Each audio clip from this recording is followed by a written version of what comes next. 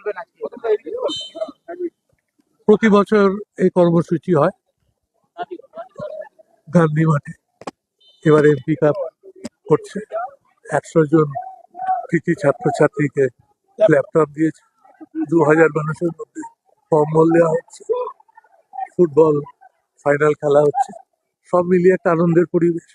ঠান্ডা শীতের আমেজ, জুন মালিয়া সানসেটে বসে বসে খেলা দেখছে, পরেশ পাল বাদিকে সে বসে আছে।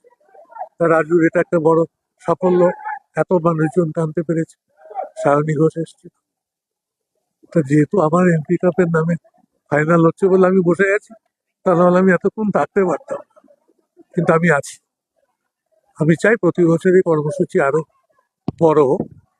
ঐতিহাসিক স্থান গান্ধী ময়দান, কে না জানে দেশের, অনেকেই হয়তো জানেন না। 47 সালে আমি বক্তৃতায় যেটা বললাম যে 12, 13, 14, 15 আগস্ট স্বাধীনতার সময় মহাত্মা গান্ধী এখানে অনশন করছে। মানে এই স্থানের মাহাত্ম্য কত বড়। মমতা ব্যানার্জি আমার উত্তর কলকাতায় যখন লোকসভায় প্রচার করতে আসে, আগে গান্ধী ভবনে আসে, এখান থেকে মিছিল শুরু করে তারপর যে রুট যেখানে হয় সেখানে উনি যান। সুতরাং এই স্থানটি আমারও এমপি ল্যাড থেকে অনেক কিছু করার পরিকল্পনা করা মাথায় আছে, এসবকে আমরা ভাববো। ধন্যবাদ। It's a great day today. ধন্যবাদ।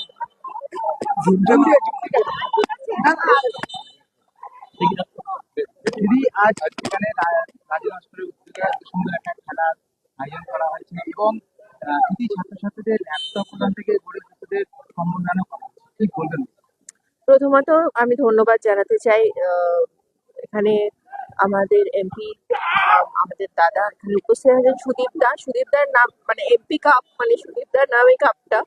এর পাশে পরেশদা আছে, রাজুদাকে আলাদা করে ধন্যবাদ আমাকে অনেকগুলো প্রোগ্রামে এই ধরনের অনুষ্ঠানে আমন্ত্রিত করার জন্য, আমন্ত্রণ জানান ওনারা। আমার ডান দিকে পিয়ালদা আছেন, ওখানে বরুণদা আছেন, অলকানন্দা আছেন, এখানকার কাউন্সিলর জয় আছে। তো আজকে একটু আগে সায়নীও এসে ঘুরে গেছে, তো খুব ভালো লাগছে যে এপি কাপ উৎসব 2026 একসাথে করা হচ্ছে গান্ধী মাঠে। এবং দাদা তো একটু আগেই বললো যে ঐতিহাসিক জায়গা, ঐতিহাসিক মাঠ, এবং আশা করব যে দাদা যে পরিকল্পনাগুলো করেছেন এই জায়গাটিকে ঘিরে সেগুলো বাস্তবায়িত হবে খুব শিগগিরই। এবং সকলে যারা এখানে থাকেন তাদেরকেও আমার আন্তরিক শুভেচ্ছা অভিনন্দন রইল। বিশেষ করে তোমরা যারা আজকে এখানে এসেছো, তোমাদেরকেও নববর্ষের মানে 2026-এর অনেক অনেক শুভেচ্ছা অভিনন্দন। 2026-এর ইলেকশনের আগে কি আজকে এমপি কাপ দিয়ে শুরু খেলা হবে? একদম খেলা হবে, ফাটাফাটি খেলা হবে। যতই করো হামলা, আবার জিতবে বাংলা, আবার জিতবে মমতা, আবার জিতবে তৃণমূল। পশ্চিমবাংলা দেখা যাচ্ছে যে উন্নয়নের পাঁচালী যেটা হচ্ছে মানুষের সেখানে প্রচন্ড পরিমাণে এবার দিদিকে তো মানুষ ভালোবাসে, যতই বিরোধীরা বলুক বা আমাদের ভোট পাখিরা যতই উড়ে উড়ে আসুক দিল্লি থেকে, ওনারা আসবেন এই সময় ওনাদের দেখা যায়, ওনারা তো মাইগ্রেন্ট বার্ডস। দিদি তো এখানে আছে 365 দিন দিদি হাওয়াই ছুটি পরে ঘুরে বেড়ায় গ্রাউন্ডে। বন্যা বলুন, কোভিড বলুন, সাইক্লোন বলুন, সব জায়গায় দিদি উপস্থিত হয়ে যান। সুতরাং ওনারা ওড়েন হাওয়াই জাহাজে, আর দিদি হাওয়াই চটি পরে রাস্তায় রাস্তায় ফিল্ডে ঘুরে বেড়ান। সেই জন্যই দিদির সব অনুষ্ঠানে, সে উন্নয়নের পাঁচালী বলুন বা যাই বলুন, দিদির সঙ্গে সব মানুষ আছে। বিরোধী দলরা জনশক্তি নয়, তারা ভাবছে যে এসআইআর বা সিবিআই এইটির উপর নির্ভর করে তারা যাবে। তারা অনেক কিছুই ভাবছে, ভাবতে দিন, রেজাল্ট বলবে। মে মাসের 4 তারিখে তার বেশি দেরি নেই, রেজাল্ট বলবে। ফাইনাল খেলা দেখাতে পারবো।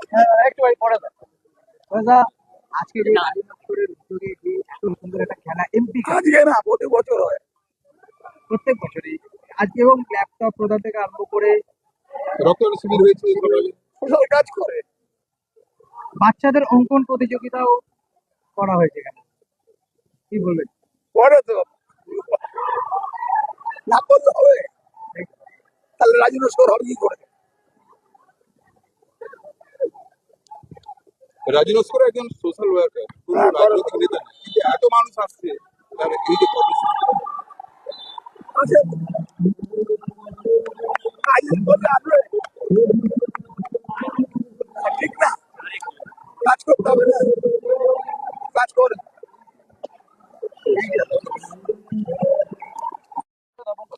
হ্যাঁ, 10 তারিখ তো।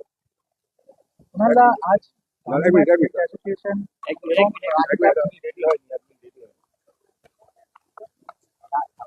রাজুদার যে উদ্যোগ প্রত্যেক বছরের মতো বেলেঘাটা গান্ধী মাঠ ফ্রেন্ডস সার্কেল এবং রাজু নস্কর এবং এখানকার সব টিম, রাজু, স্বরাজ রয়েছে, আরো সহকর্মীরা, সুখদেব, আরো সবাই সহকর্মীদের নিয়ে রাজু সারা বছর বিভিন্ন ধরনের কাজ করে এবং সামাজিক কাজকর্ম, ইউথদের নিয়ে কাজকর্ম। দেখুন, রাজনীতি আছে, থাকবে। রাজনীতি, মিটিং মিছিল এগুলো তো যে কোনো রাজনৈতিক কর্মী করবেনই, কিন্তু আমাদের দলের নেত্রী মমতা বন্দ্যোপাধ্যায় বলেন তিনি ভালো রাজনৈতিক কর্মী হতে পারেন, যিনি ভালো সামাজিক কর্মী। আমি তো দেখেছি রাজু বহু এই ধরনের কাজ করে এবং আজকেও যে শুধু তো একটা ভালো ফুটবল টুর্নামেন্ট নয়, তার সঙ্গে এখানে ছাত্রছাত্রীদের ল্যাপটপ দেওয়া থেকে শীতবস্ত্র দেওয়া মানুষকে, এখানে তো বিশিষ্ট ক্রীড়া সংগঠক পুরপিতা বিশ্বরূপ দে এবং এখানে আরো বিশিষ্টরা রয়েছেন, আরো বিশিষ্টরা আসছেন, সুবিধা আরো যারা আসছেন। ফলে এগুলো চলতেই থাকে, কিন্তু খুব ভালো প্রত্যেক বছর। এবং একটু রাস্তায় কাজ হচ্ছে বলেও তো একটা ভালো ম্যারাথনও করে।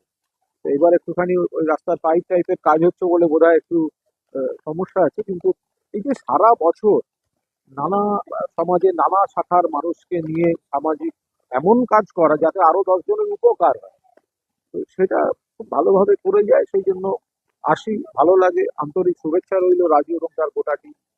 আজকে রাজ্যে শারদীয়া নরেন্দ্র উৎসবের সময় মোদী এসে বলছেন যে এইবার পশ্চিমবঙ্গে বিজেপি সরকার গঠন করবে। দেখুন, নরেন্দ্র মোদীর কিছু ভুলভাল অযৌক্তিক কথা বলে গেছেন।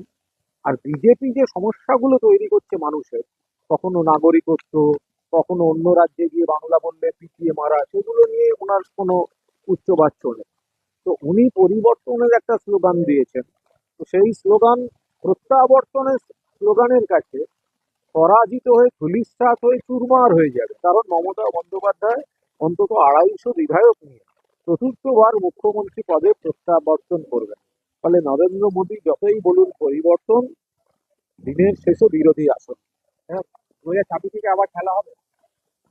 ফাটাফাটি খেলা হবে।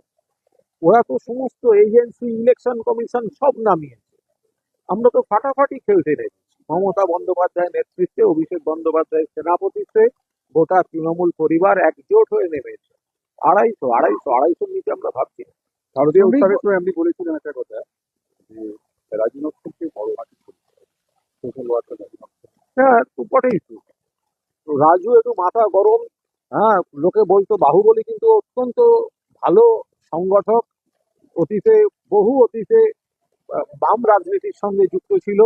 পরবর্তীকালে 2000 ইয়ের থেকে ও, মানে পরিবর্তনের ঠিক আগে থেকেই ও আমাদের সঙ্গে আছে এবং অত্যন্ত দক্ষ সংগঠক। ফলে আমার মনে হয় রাজুর যে স্টাইল, আমার মনে হয়, আমি তোকে পরামর্শ দিই মাথা গরম না করতে, অন্যের প্ররোচনায় পা না দিতে। তা আমার বক্তব্য হচ্ছে, শুধুমাত্র রাজনৈতিক নেতাদের সাহায্য করবে কেন?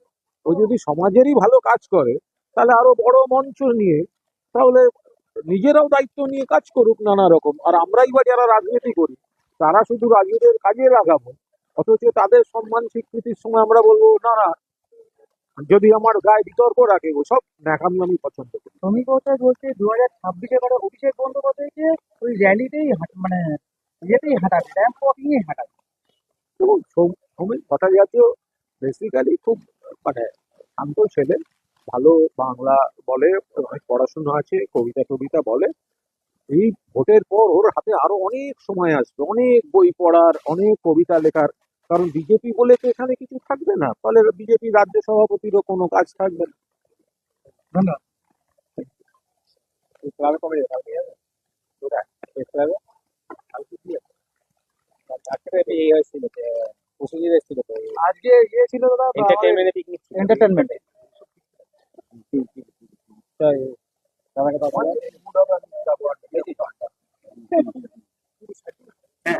আমি যখন ওখান থেকে বেরিয়ে এলো, আমি তখন